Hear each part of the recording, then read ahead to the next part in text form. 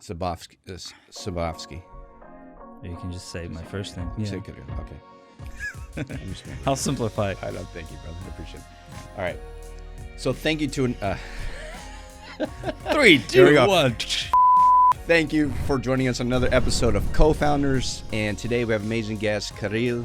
Kirill, I need you to tell us who you are, what you're about, and we're going to get into a lot of good things today. So talk to me.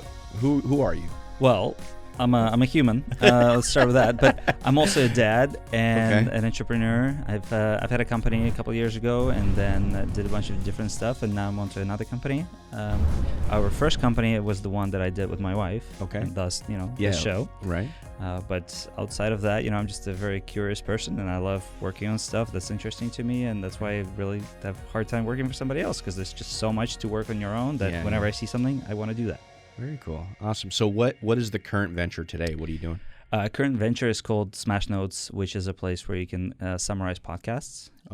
That's so very relevant to what we're doing now. It's because I had a podcast of my own, like I just mentioned. It was called Rad Dad. I mean, I still have it. And I really wanted to share that knowledge. You and I are going to record an hour right now, and then a bunch of people are going to listen to it. But there's going to be so much covered in that segment that is just really hard to deliver it to all the different audiences. Yeah. And now in Smash Notes, we can segment it and send bits to everybody who's interested in specific subjects that we cover. Awesome. That's very cool. Yeah. So I know you mentioned Rad Dad, right? Yeah. So tell me a little bit about what is Rad Dad? Rad Dad is a podcast I started sometime between our first and second child. I was spending a lot of time with my kids. At some point, my wife and I decided that we're going to invest heavily into time with kids early on while they're young, and primarily because I talked to a lot of my friends, dads who are entrepreneurs, and they all said, by the time they're 5, you're not going to see them because there's going to be school, after school activities, friends. You basically do it now while they're little, and it's so true, right? Now, while they're little, my kids are 2 and 4 right now, so they still want daddy time. They, they want my attention. I can teach them stuff. So anyways, as I was spending a lot of time with my kids, I just needed something to exercise my creativity, I guess. And if you look into mom podcasts about parenting, it's always like people teach somebody something. Let me teach you how to change diapers, and let me teach you how to educate your kids. I'm like, don't teach me stuff. Just tell me stories. I love stories.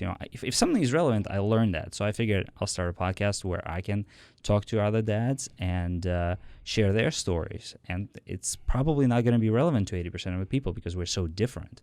But if you find something that is actually relevant to your life, that's going to be so important and useful. And that was the point. And it's pretty cool. Yeah, I usually invite friends, people I meet who have interesting stories. Who are in different places in life. So there's a bunch of stuff you can find there, and I mean your kids are older now, so you've already gotten through a bunch, Somewhat. I mean, I'm like, what was that show, The Highlander? Do you remember where the guy? They're like 300 years old. That's me, right? I'm like a Highlander. Yeah. Yeah. So, because I don't look like I should have 5 kids, but the youngest is 3, 5. The middle is 13, 15, and 18. So I got the whole spectrum. Right. Yeah. So the one that's in college, you can now prepare the 3-year-old, with all the experiences. Yeah. I have a question about that. Yeah. I'm sorry to interject, but no, not at all. We're here in Seattle, and so many people all want to get into Lakeside. In Seattle, where Bill Gates went to school, because people think, well, Bill Gates is smart. So, if I follow this trajectory, my kids are going to get smart. Going to be super exciting in life. How did that work out between the 3-year-old and 18-year-old? Do we need to jump through all these hoops?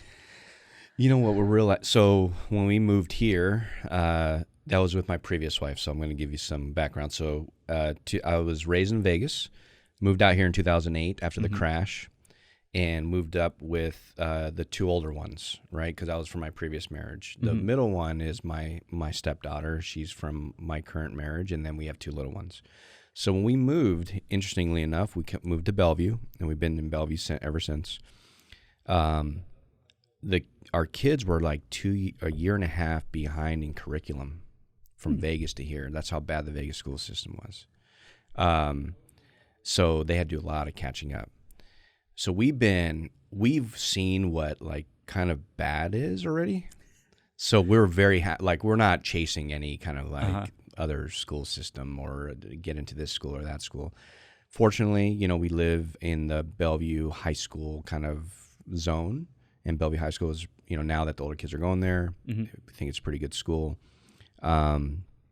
So we've you know, based off where we live, I think we've done okay, but we're not chasing some prestigious school because we think that that's going to make a difference. Because in my opinion, I think it's more about network than it is about the actual education you get when you commit your kid to going to a certain school, because they're going to be networked with potentially high earning, you know, individuals, parents. You can, and then that's also network for the parents as much as it is for the kids, right? Yeah. So that's my take on it. What do you think? No, I like this. I mean, this just reinforces something I've been talking to a friend just a few hours ago about how, you know, if you want to get in Yale as a college student, there's certain steps you need to take to get there. And if you want to have a 2.0 GPA, they're probably not going to take it, right? Yeah. So if this is your goal, you have to work towards it, but you have to know why.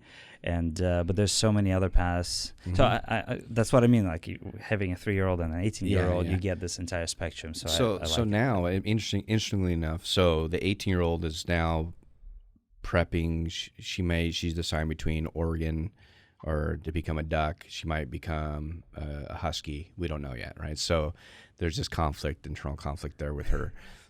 She definitely won't go to UNLV. That's where I went. Okay. So, but anyhow, here's what's interesting in the kind of shifting in how I view education at the college level. You know, the younger kids and even my older kids, I'm not going to come down on them about their grades. As long as they're putting in the effort, I could really care less if they got a D or an A, to be honest. As long as they're not lazy and they're not, you know, committing themselves to giving that 100%. That's really the gauge for me. So if one of my kids today decides to say, "Look, Dad, I'm not going to go to college." Okay, so the question is going to be, well, what are you going to do? And if they're just going to hang out, then that's not going to work. But two, if they're going to decide to maybe, I don't know, they're like, hey, I'm going to go into this field or I'm going to do this, and we can have a conversation around what that looks like and it makes sense, I could be okay with that. You know, I'd rather see my kids not go through one. And another thing we've committed to is debt. We don't want our kids to go into some massive debt for the sake of getting out of a 4-year college and then deciding they don't know what to do and then be $100,000, $200,000, you know, into debt. That's stupid, in my opinion. So it's a little bit of kind of understanding what their motives are, and I also understand at 18 or 19 they probably don't know what they don't know what they don't know. So committing them to something that, especially if they don't have a passion for, is something that we'll have to take time to understand. But we all have college funds for the kids. That's the goal. You know, I mean, we're not removing that. Yeah. But I did make a deal with the two older ones. I said, look, if you graduate high school and both of you don't want to go to college, you can take those funds and start investing in real estate. And you can start buying duplexes, a little apartment building, and I would support that 100%. Yeah. So you can start to build your wealth now and then start getting acclimated to understanding how to invest, especially into real estate and so on. And my 15-year-old, which he plays basketball, is a great student, and all my kids are great. They're all A, B students, so they do really well. But he was really kind of like, so you're saying, Dad, like if I take that, and he starts doing the math around how much he can make, and then over time, I'm like, I'm totally cool with that. If you are, his goal is to get a basketball scholarship, so he doesn't have to pay, and then potentially float some of that money into investing. Yeah, but if he borrows money from you now, buys a duplex, then he doesn't need the scholarship. He can just, regardless, go play basketball. That's the goal. Yeah, that's the goal. Exactly. Yeah. So I don't know. So we're having, it's interesting. We're having these conversations now. I didn't, it's weird to be having these. I didn't think I would come to this. And there's a lot of things I'm like, dude, I don't know, man. Go figure it out. Like my daughter will come to me with questions. I'm like, I don't know. You go research it, Google it. I don't know. Wait, you and your wife, you have a business together, we right? do. And why even send your kids to college? So Or, would you hire your kids for your business if they just wanted to skip college and go to work? Here's for a you? funny story. We like stories, right? About Yeah, okay. I So love here's a funny story. So my son comes home, 15 years old, comes home with he likes to go thrifting. Him and his buddies, they'll go to like a Goodwill or Value Village, right? And that's their little thing that they do. He comes home with a construction company hoodie, and it's a white hoodie, and it has like the name of the construction company here. A cool little logo, right? I said, I go, that's interesting. Yeah, I like that hoodie you got on.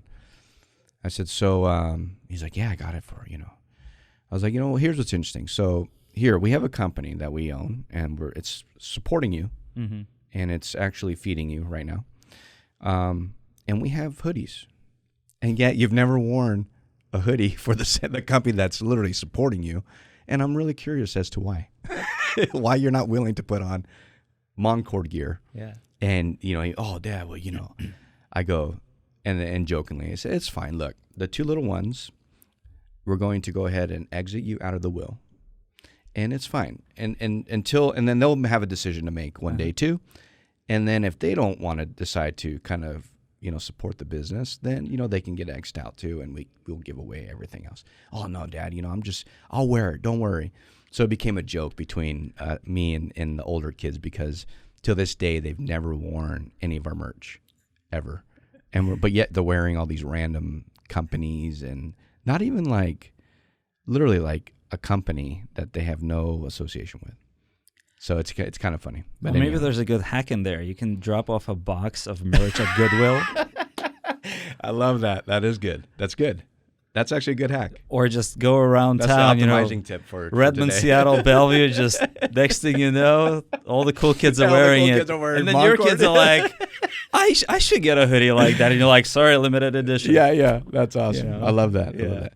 So I know we covered, these are pretty interesting and cool topics. Tell me a little bit about kind of what's the dynamic between you and your wife.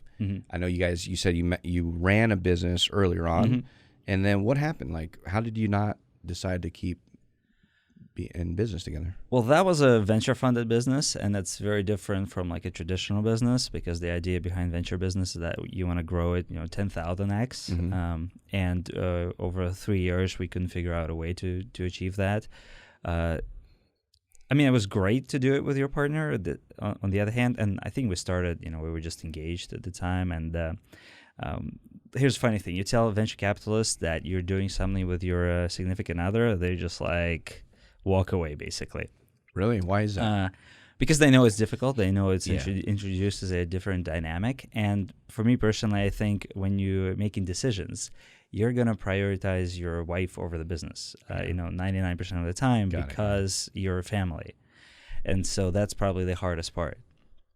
If you're doing, in your case, a real estate business, it's a little bit easier because you're in it together for the sake of you and your family, right? So it's a lot easier to negotiate and figure out, even if you're doing something that's not necessarily in the best interest of the business today, it's in the best interest of your family today, and the business will catch up over time. When your goal is to grow the business, you kind of have to maximize the business. So that creates an interesting dynamic that's probably not good for business, that's all. And so, eventually we sunset that company and worked on different things. Right now I work on my thing, she works on her own, and we kind of alternate the kids. What we have going on is basically she takes kids for one day, I take kids for one day, and we do that for 6 days a week, and then, there's a family day. It's a little hectic. Kids kind of caught up to it, though. They like it. They know that, tomorrow's mommy's day. Although the last months has been basically daddy's day because she was on international traveling, and that was fun. I wouldn't recommend it. Yeah, but it works out. I think, like, if your goal is to make the family work, then you can make the work. Yeah. What, when you guys now that you're not in business together, do you have the same challenges did you carry any of those same, I wouldn't say challenges, let's just say those dynamics of when you work together? Did some of those are there remnants of the way, the way that you guys operated as a couple when you were in business together?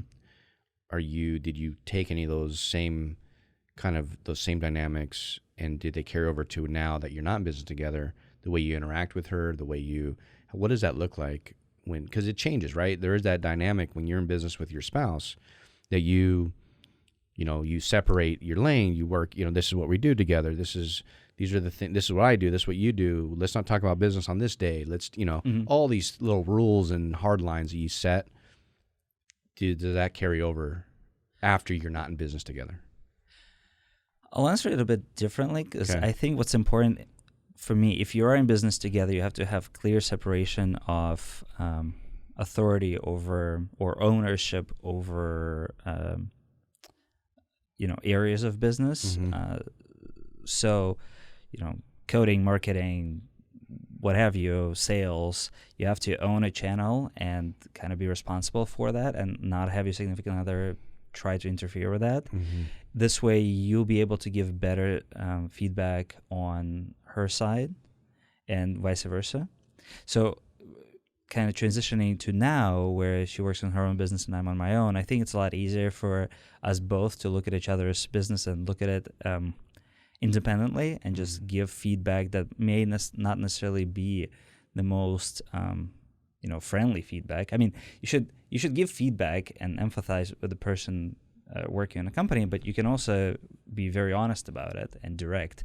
And both of us realize that we're not trying to hurt each other. We're just being very honest, and pushing each other forward helps both the family and the companies. Mm-hmm. So I think that's the learning that I carried forward. Okay. That you should own what you're working on, and then basically you'll be able to focus and take feedback, but you shouldn't overlap with your partner on your responsibilities. Got it. Yeah. Do you guys ever think about, is there any ideas floating out there that you're like, hey, this is something we could do together again? Yeah, sometimes. It's hard though, because for me at least personally, it would be hard to work on something together outside of kids. Mm-hmm. Because I think you can do one thing well, and if we're already doing kids well together, if we mixed business into it, it would complicate things. And I would rather not.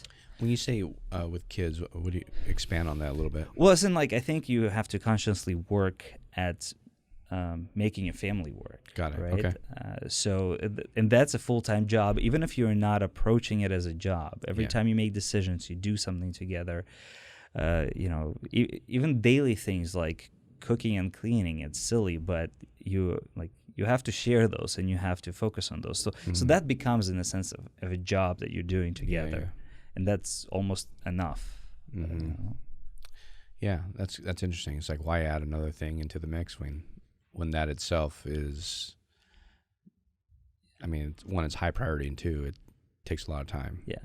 I mean, it seems like it's working out for you. Yeah. But it's hard, and especially here in Bellevue, very often, still in our society, and this is something that come out from conversations on Rad Dad as well.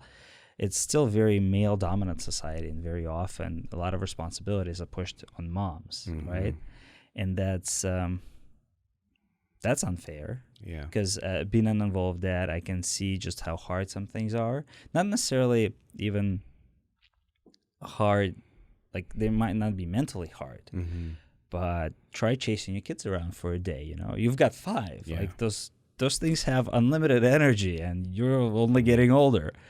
So, anyways, family is a job. Yeah. So I think you should treat it that way, and Mm-hmm. then.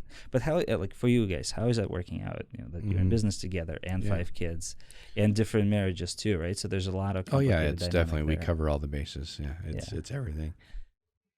I guess we both went through we both went through divorces, so our kids coming out of that had to also understand how to be, not understand, but prove to themselves, 1 and 2, that and prove to, I wouldn't say prove, but show, I mean, that what we got to experience is their resiliency, Mm-hmm. being able to adapt, right, into new situations. So when we got married, our ability to, she had never had, here I come with, well, it was 2 kids, she had 1, then we have our own. But even that integration between the blended family, took time to adjust and to kind of, figure out. Then we include our two little ones. So then the older kids have to now figure out how do they adapt. But because they've been through a harder situation, their resiliency kind of, it's strengthened, right? They show that there's further resiliency in understanding how to adapt into a new family situation and structure. We carried that into the business because we've been through these scenarios that building a business together has its own challenges, but at the same time, we've been through a lot of harder things, and we've had to adapt to a lot of harder things than building a business together, believe that or not, right? Because building a business together is not easy.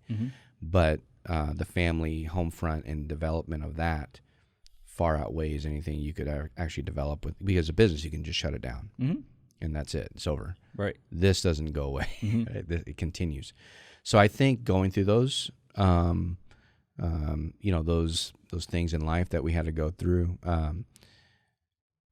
we were able to learn those. We learned a lot of valuable things that assisted us in understanding how to develop a successful business. At the same time, work on ourselves to be better each and every day, because we don't want to make any past mistakes that cause potentially a breakage in a family, to that be also what breaks the business.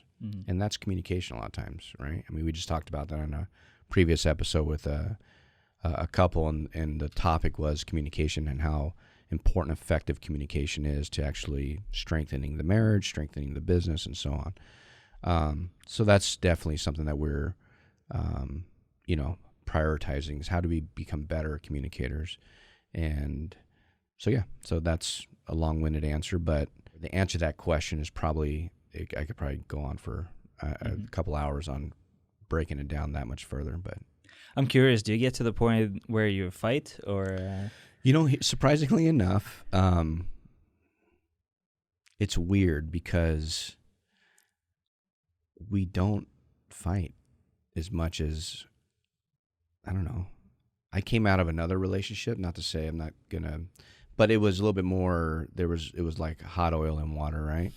So at times, more often than not. And I think, surprise, and she, I think, came from those type of relationships. So when we came together, I'll be honest, in 6 years we've been married, I could probably count, not even on two hands, the times we've actually even raised our voice, which is weird to think about, because coming out of other relationships, it was different. So I just, I don't know, you just get, I got married at 21, so I'm just a kid at the time, right? So I think it comes with age and maturity and all those other things. You deal with situations and conflict differently, right? So we don't. In the business, on the business front, we take a similar approach. We don't really argue about the business. If there's a disagreement, we'll talk about it. We're good at kind of like stepping away, getting time to think, and then regrouping, and then talking about what needs to, what we need to address with regards to that conflict or disagreement. No, I love this. That's exactly what we do. Yeah. And frankly, I don't know how people can survive relationships where they do actually fight. Yeah. I just wouldn't know how to function that way, right? Yeah. But I've seen people who really need to fight in order to get a point across, and I'm just like, whoa, that's like, it's already complicated as it is. You don't need to introduce any extra energy. So I love this approach to just kind of come down, figure things out. Yeah. So, you've had a few businesses. You've had some, a situation where you had that whatever venture-backed kind of deal or business with the wife. Can you share an optimizing kind of tip, something that you've learned over the course of the years with running a few of these businesses that have really accelerated your success, challenges that you had to overcome, and something that the audience that are in business together today, or thinking about going into business, or I'll even say better yet, thinking potentially about even dismantling the business so that they can focus on the family. What would be some advice and guidance you can provide to the audience? Well, you couldn't ask an easier question, could you? I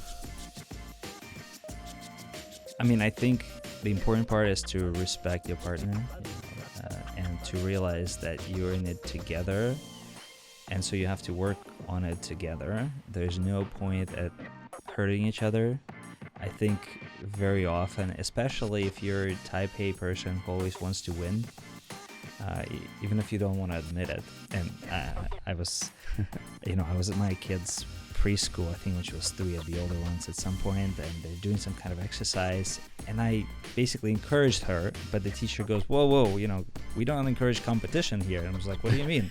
And then I thought about it for a second. I'm like, oh, like, yeah, what I just said did encourage competition. But I'm like, well, you should totally win, like, whatever. They can lose, Yeah. But in a relationship, the reason it is a relationship is because you're not trying to win. The winning part is to do something together, is to advance your family, your business together, right? If you're not doing it together, it's not really winning. You just get to prove that you're the smart one in the room at that point in time. And there's barely any value in it. You have to constantly keep learning, and I think very often, at least for me, if we're talking about something, I have a tendency to maybe roll my eyes and think like, oh, how can she say that? It's clearly wrong, right? But at the same time, you have to tell yourself, like, hold on a second. If you're sharing this, you have to pause and actually evaluate this. Like, should you learn from it? If my wife is telling me something, she probably wants me to hear it. Therefore, it's my job to just listen. It's not to react and to say what I think about it. That's not the point. So you brought up communication, and I think that's so much the key. You can figure everything else out if you can learn how to figure things out. So for us, the reason our marriage is working is because it started based on like ability to communicate and not fight and kind of work through everything. I knew that from the start, and we got married. Basically, we got engaged 3 months after meeting each other, right? Because I knew that we could figure things out, and that was really important to both of us.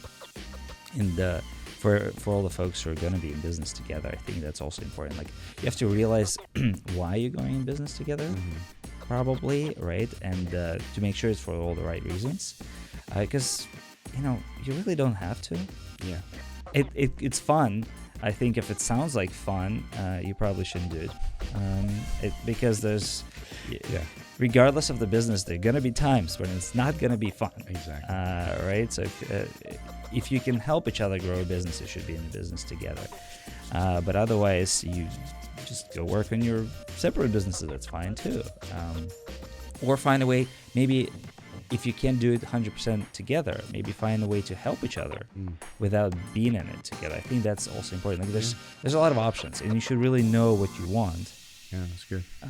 Out of it. Yeah, that's really good.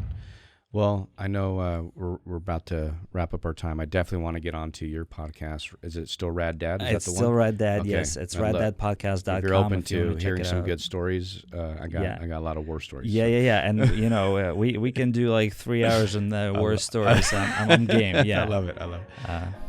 So thank you for joining us today. I really appreciate it. And with that said, thank you for joining us today. And we will be seeing you later. Have a great day, guys. That was great, by the way. Thank you. This is fantastic. Yeah, this is good. I really enjoyed this experience. Yeah.